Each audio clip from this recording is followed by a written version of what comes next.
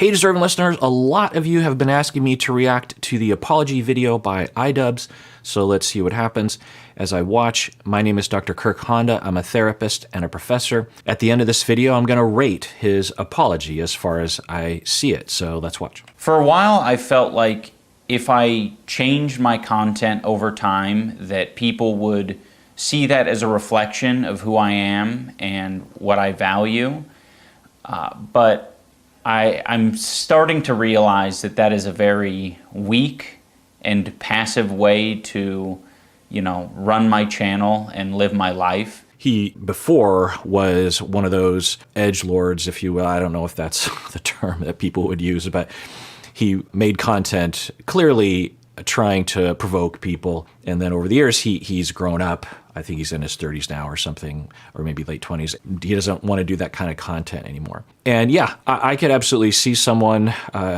thinking that when they were younger, when the internet was a little different, when the culture was a little different about racism, about what is acceptable, this sort of thing, that a content provider who really became famous and successful would grow up and start hearing more voices. It's the one thing that I've learned about being on the internet is that I have heard from a lot more people, of course, as a therapist and a professor and as a human being in Seattle, which is, fairly metropolitan. I have heard a lot of different experiences from different sorts of people and from people all over the world, and you benefit when you actually listen and understand. The whole topic of racism and sexism and other isms in our society, in my opinion, is a breakdown of understanding. When you understand what someone else is going through, then you understand why they're doing what they're doing. It doesn't necessarily justify it, but it makes it so much easier to empathize and to collaborate and to work with them if you can really understand the other side of the aisle, so to speak. And so when you are a therapist, by the nature of the job, you hear a lot of different types of experiences, and you can't just reject someone and say, get out of my office because your political views don't agree with me. And so by its nature, the profession really facilitates opening your mind and trying to step out of your own comfort zone, this sort of thing. And so I could imagine that for iDubbbz in the beginning, he just didn't know that much about how the world worked and about what other people's experiences were. And over time, he's learned, and so he's like, maybe that was going a little too far. And so I could absolutely see someone saying, okay, well, what do I do? Do I apologize? Do I just sort of move on with my channel? Because in today's world, if you apologize, that'd be good, because then you'd be apologizing to people that you hurt, and you'd be apologizing for participating in a societal movement to oppress certain groups of people. So there would be the good side of the apology. But then on the bad side of the apology, a lot of people's fans, I'm guessing back in the day particularly, would be upset at him for giving in to the woke police, that sort of thing. So you're kind of damned if you do, damned if you don't. And I'm guessing he's going through that. So I think it's, if I'm going to have the balls to go to Tana's fan meetup and say slurs at her and then make a video about how it's okay to say slurs, I think I should have the balls to make an apology video and take accountability for the mistakes I've made. So that's what this video is. Yeah, we'll see how this goes. It's 17 minutes, so I'm guessing he gets into a lot of things. But yeah, I think this is great. There tends to be a backlash on these kinds of things, and I'm always thinking, well, so what do you want people to do? To not acknowledge it? People make mistakes. It's okay. I also think that people get threatened when someone apologizes because it means that they have to look at themselves and maybe they have to apologize, which is for some people humiliating. And so they get upset at people that apologize. Like, no, you don't have to apologize, when this is between him and the people he wants to apologize to. If you didn't feel transgressed upon by iDubbbz, then he's not apologizing to you. But I'm going to take a guess, knowing what I know about him, and say that many people feel transgressed upon him repeatedly in the past. And so, he's apologizing for that, which is, well, we'll see. I don't know how this is going to go. I've realized that I need to be crystal clear about what I believe, so there's no room for ambiguity. I am responsible for creating a lot of hurtful and damaging content on this channel.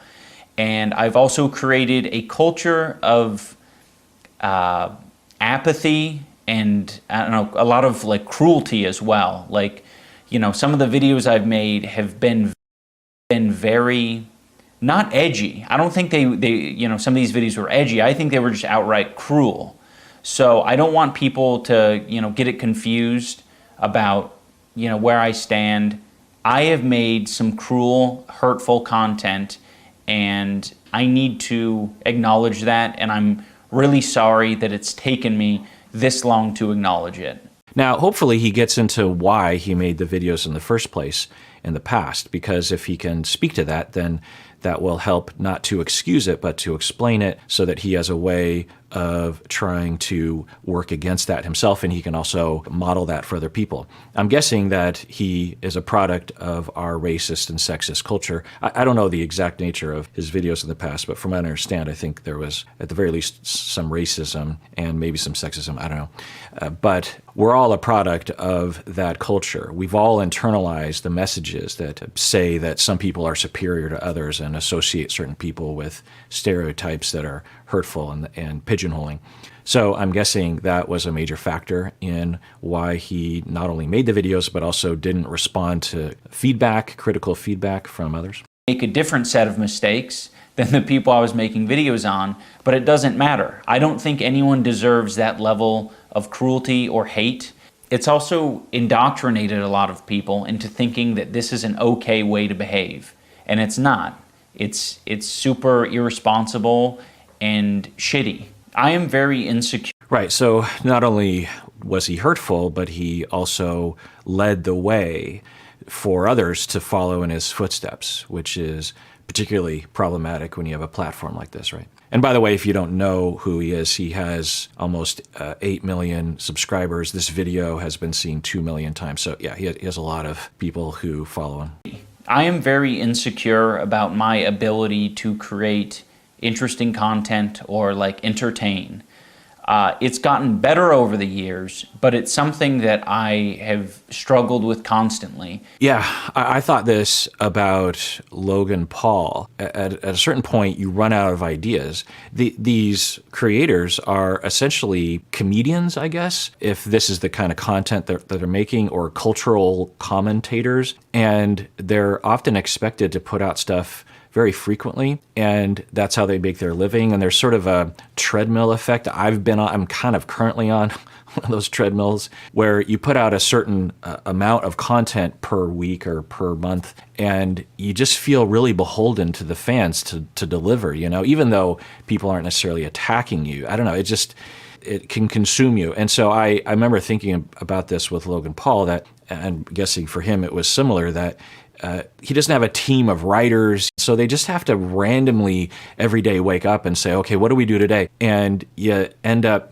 and I think what he's getting at is that you end up just making content for content's sake and not really thinking about how it affects people. And it's one of the reasons why I, kept making this hurtful content. I ended up pivoting it into other things because I felt bad about it.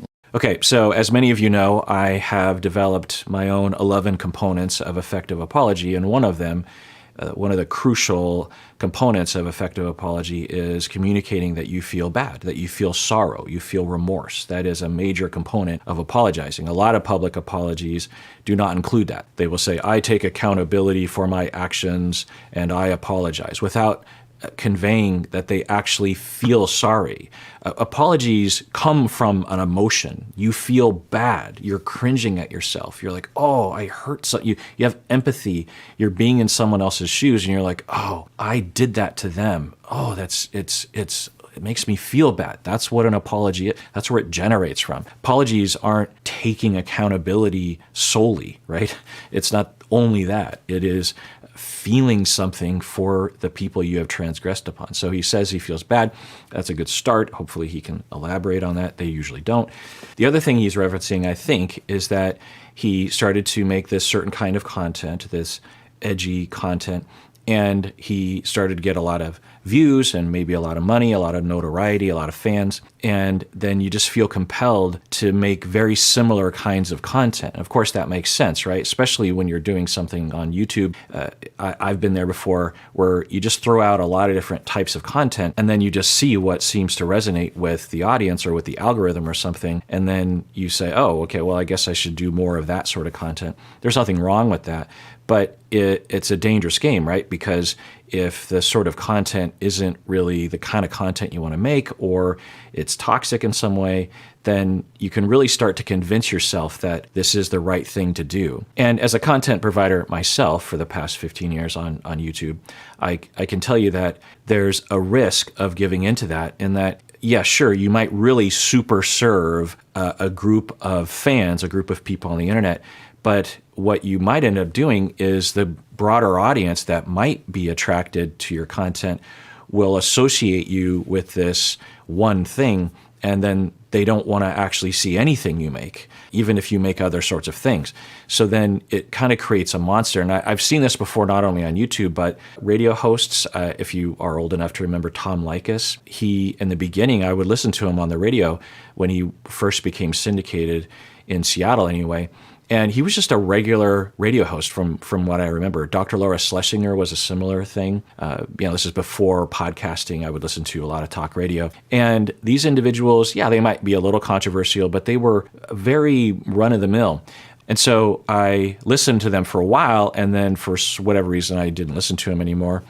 And then I checked in with them and said, oh, it's Tom Likas. And I listened, and he was a completely different sort of thing. Extremely misogynistic and sexist and just really obnoxious, unlistenable. And I thought, what happened to him? And I've seen this happen many times. So I think he is maybe addressing that. Like innately, but it's still something that I struggle with. And I don't want you to interpret that as an excuse, but I hope that that is relatable to other creators who maybe struggle with the same thing.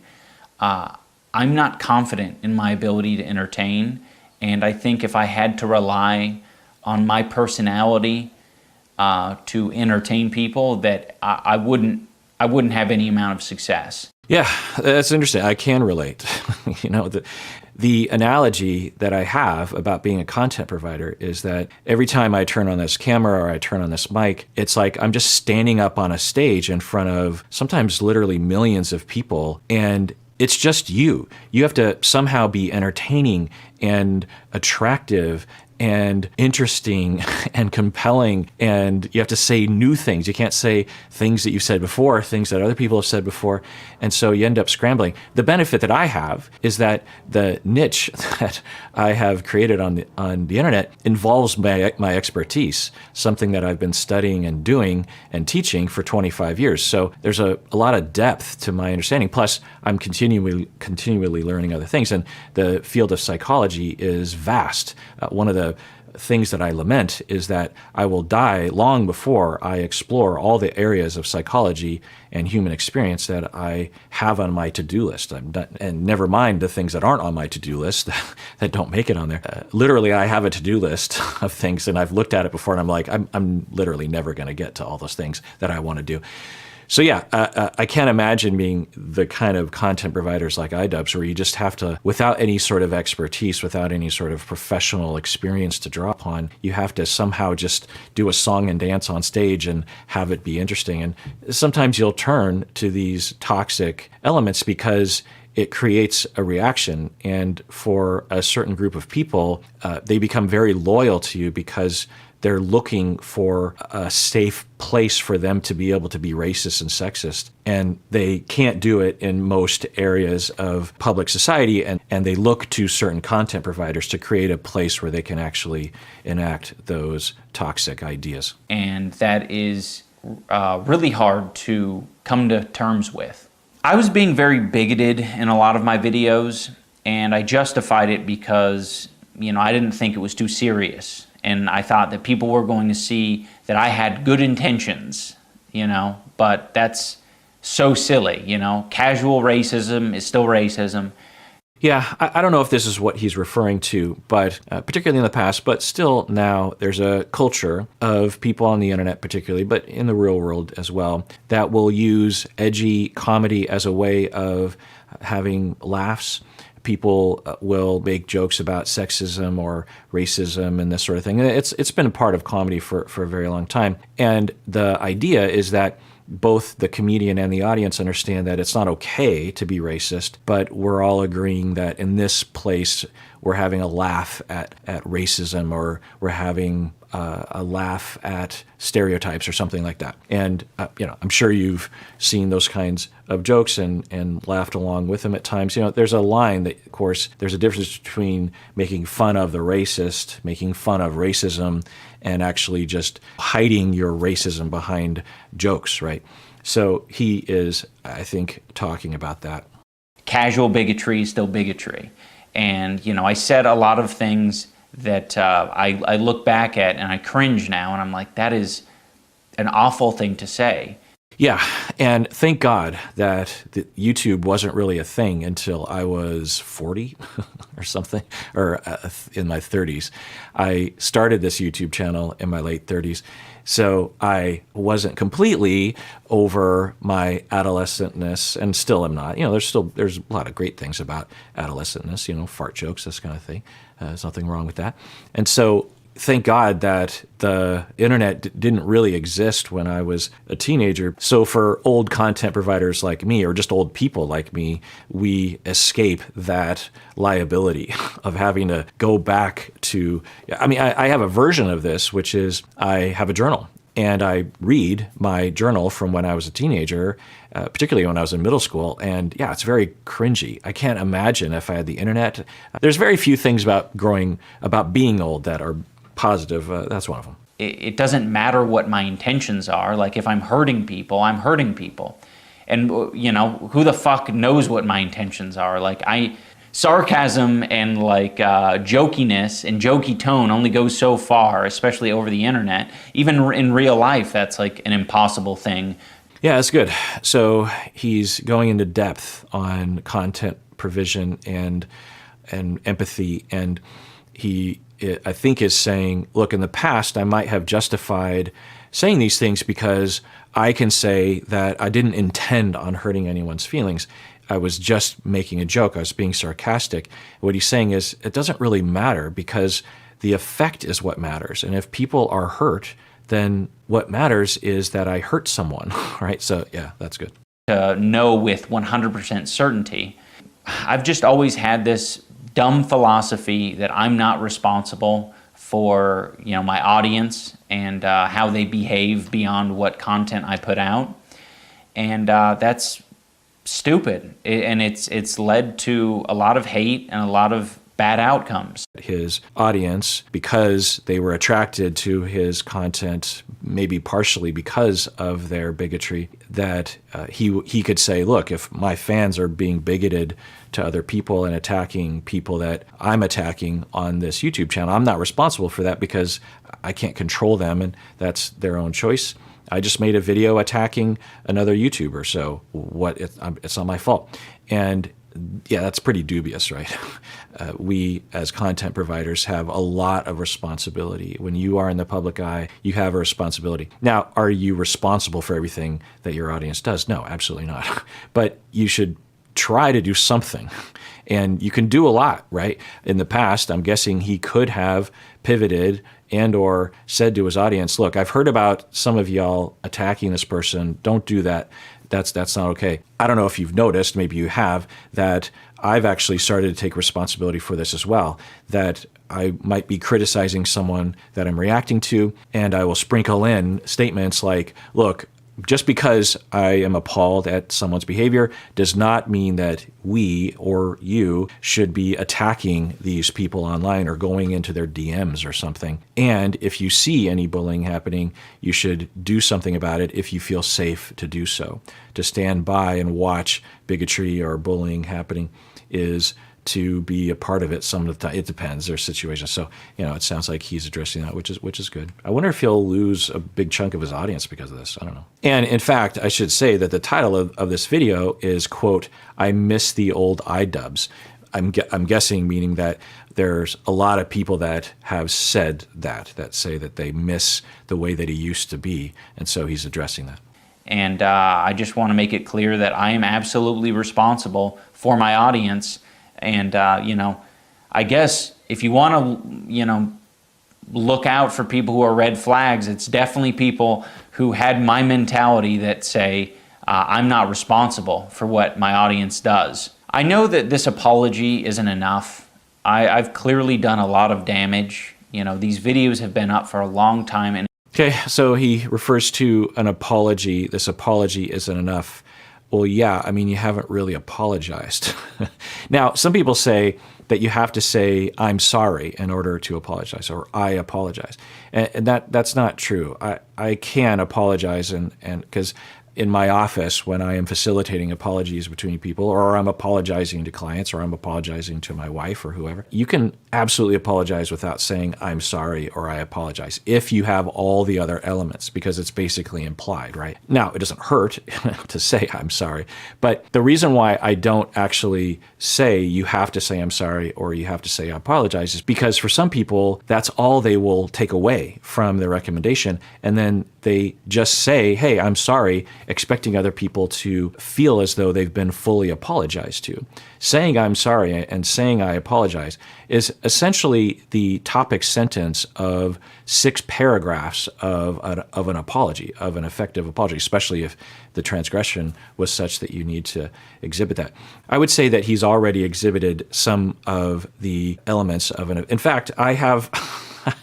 Coincidentally, I have my Tumblr here that actually has my 11 components. You can't really see it, but I can. So I'm going to use it as a reference here. So number 1 is acknowledge the transgression, meaning I did this, and he did that. He's saying I did. Well, he's not saying precisely what he did, but I'm guessing people understand what he's referring to. But he is saying that he was racist. Number 2 is acknowledge the harm. I caused you harm. And yeah, he's done that. He's alluded to it. He's given some topic sentences, some more detail. Like, I heard from someone that they were really sad that I said this, or I heard that someone was attacked by my audience and they were worried for their life, or some detail about the harm that he did. Number 3 is take responsibility, saying it's my fault, and yeah, he's not saying anything other than that. Number 4 is sincerely express remorse. I feel bad about. He did that a little bit. And another element of this is that he is exhibiting that tone, right? It all depends on how believable he's coming across to the audience, to the people he transgressed upon. He seems genuine to me. And so along those lines, that does exhibit that he feels bad about what he did. And as far as I know, he's not making this video because he's about to be canceled. But usually these apology videos are done after the fact. They're done when people are like, oh no, I'm going to lose my career, I'm going to lose my audience, or I'm going to get sued or something, and so I have to apologize about this, which really throws the credibility of the apology into question, right? Because are they really apologizing, or are they just saying this so that they can salvage their career? And there's many examples of that. Actually rated Bill Clinton's apology for Monica Lewinsky, and long story short, it appears as though he wasn't really apologizing in the moment, because later on he contradicted things he said during the apology, seemingly. It's hard to know. So as far as I know, he's not making this apology video to salvage his career, and he might even be harming his career in some way. I've clearly done a lot of damage. These videos have been up for a long time and have accumulated millions of views. I shouldn't be able to just make an apology video and walk away from it. This is something that I should live the rest of my life with, and I expect to. I've profited. Okay, yeah, I don't know the things that he did, but if I were his therapist or his friend, I would have a conversation with him about what he just said there, that he should live the rest of his life suffering. It depends, right? But if he's trying to convey that he understands the weight of what he's done and that he feels the weight of what he's done, then that communicates it, right? Off of this bigoted content for years, and I've made a successful career out of it, and that's not right. I think that this is only a step in the right direction, and I know that a lot more needs to be done to even approach a life that I would think would be like acceptable. I am running ads on this video, and any revenue generated from this video I'm going to match and donate to an organization that would have been particularly affected by the type of rhetoric that I've been spewing on. Okay, yeah, that's good. Usually that is one way in which you can rectify the wrong, the transgression. But it's not enough, right? Just donating money to a charity. It doesn't sound like that's what he's saying, that's all he's going to do. But I will see public figures will do that. And I think, well, it's great. But I think it's this comment on our materialistic, financial-based culture that somehow if you have to pay money, then that shows that you truly are sorry or that you've been punished or something. And he's not saying that. He said earlier that he plans on, maybe for the rest of his life, trying to make up for what he did. And again, this isn't the end of what I'm doing. This is just the start. I don't feel like a lot of this content represents me as a person, at least not anymore. There was a time where it probably perfectly represented me because I was a nasty, apathetic, insecure person. That's great. He mentions insecurity. Usually bigotry comes from that. That's my experience. That's what I see. There are very rare individuals that are psychopathic, people who don't have empathy, don't care, and will actually exploit other people for their own gain. Pretty rare individual. We're looking at the order of 1%, 2%, 3% of the population. So you might go your entire life without ever running into someone like this, or you might not ever get close to someone like this. So the vast majority of hurtful behavior, including racist behavior, is a product of being insecure and also a product of indoctrination, right? So I don't know what he's referring to in terms of insecurity, but when you are insecure, they feel insecure. When they're scared, when they feel less than, they will put other people down as a way to try to elevate themselves. We all understand that, right? Hurt people hurt people. The bully on the playground is perhaps the most insecure person on the playground, and they need to constantly assert that they're above someone else so that they have a temporary reprieve from their low self-esteem and how horrible they feel. So I think that's what he's referring to. Now that I don't feel like it represents me and I want to distance myself from it and keep it from, indoctrinating more people, I'd like to unlist the videos so that people, can access them still for whatever, purposes they might want to do that for. But it's not being proliferated on the website. That's interesting. I don't know if I've heard of this before. So often what content providers will do in a situation like this is they will just take everything down. But he's going even a step further, I think, and saying if you want to have access to it, I think what he's guessing people will want access to is so that they can show what he did and highlight the bigotry. I feel like that's the best solution, at least for the time being. And for anyone who liked those videos, I want this video to be an example and a lesson for you. You can like content, but you can also think that it's irresponsible and it's hurting other people. So just tap into that part of your brain that's... Yeah, so I think he's speaking directly to fans of his that liked that stuff and missed the old iDubbbz. And yeah, there's obviously a lot of insecurity in the world, and I'm going to take a guess and say that his audience was comprised of a lot of insecure people who just needed some reprieve from the self-hatred. And if they could hate someone else for a time, then that's to them better than hating themselves. All right, well, let's adjourn there and tune in next time when I continue watching this video, and in the next video or one of these videos, I'll end up rating his apology. And until then, everyone, please take care of yourself because you deserve it. You really, really do.